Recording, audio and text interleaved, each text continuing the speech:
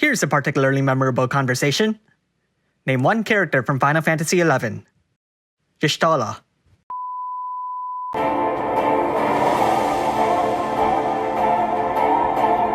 Aphmau's Trustmaster reward is the treasure of... It's a materia that raises your unit's equipment defense so long as they're holding a weapon. It's a simple Trustmaster reward that just raises defense, which is nice, but often not critical. Her Super Trustmaster reward, the Kankonkan, is a fist that's been buffed. You see, in the Japanese version, it had no attack whatsoever. Now it does. However, though it has a lot of attack, it's not the best for offense as it lacks any limit burst damage boosts or killer buffs like its competitors. But it does have a lot of defense, especially with a passive that's essentially her Trustmaster reward. Onto her active abilities. She deals physical damage that scales off her defense, and Chains of Chaos Wave awaken. Shrink Shredder inflicts an 83% full break and lowers the enemy's earth resistance by 120%. Earth Maneuver lowers the enemy's earth resistance by a groundbreaking 135%, and lets Aphmau deal earth damage. Knockout is a Dispel. Shrinking Pummel can be used twice per battle and removes all buffs from an enemy.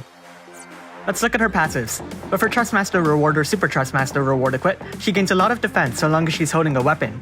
Furthermore, she deals increased damage to humans and insects, has a remarkable boost to her limit burst damage, a bit of physical evasion, some passive provoke, and quite notably, she automatically lowers the enemy's stats by 70% at the start of the battle. Her normal attack's been changed to Chain of Chaos Wave Awaken, and inflicts a 70% full break as well. Onto her limit burst. It has several debilitating effects, which is a bit more important than its damage. Not only does it remove any buffs from your enemies, but it also inflicts an 85% full break and lowers their fire, ice, lightning, water, wind, and earth elemental resistance by 120%. Now, time to change forms. Aphmau has a true Brave Shift, which has no limitations whatsoever. Onto her active abilities. Stout Servant increases her defense by 250%, gives her resistant to defense breaks, and activates a physical cover effect. Fire Maneuver is the same thing as Earth Maneuver, 135% Impero and Fire Imbue. Slapstick chains of Absolute Mirror of Equity and scales off her defense, but also activates a Provoke buff and grants her a 75% General Mitigation buff. I Must Be Strong is a loaded ability.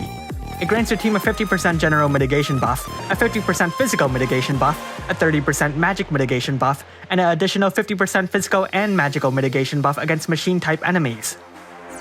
Passives. They're basically the same, which gives you less to worry about with her true Brave Shift. But her normal attack's been changed to a weaker version of Stout Servant, but it also chains of Absolute Mirror of Equity now.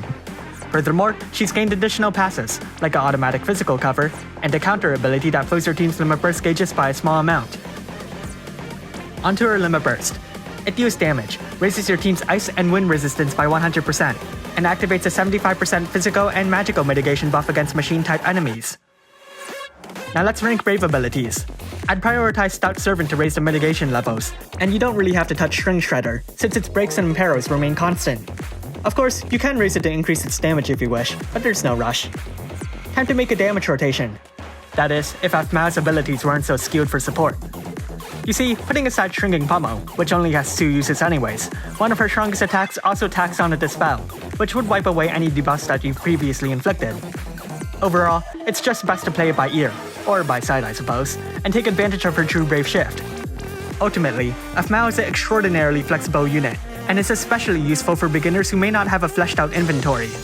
Her strong buffs and debuffs are easy access and reliable, and though she can only hold fists, her defensive selection is a lot more varied to compensate. Though she excels with Earth and Fire, she could certainly be useful for many teams with her standard limit burst, even if you assume most specialized team will carry some form of an Impero anyways. Admittedly, veterans may not need to get her, as while Aphmau certainly provides a compact skill set, it's not anything especially new, and it might be more economical to just save. Nevertheless, Aphmau is an excellent unit, and will aid your team greatly when the situation calls for it. Thanks for watching, and if you liked this video, leave a like and subscribe. Comment below if you summon Aphmau. Despite being a solid unit altogether, I still have no knowledge on this character at all. Her unit description isn't extraordinarily compelling, though it might not be helped if they're deliberately avoiding story spoilers.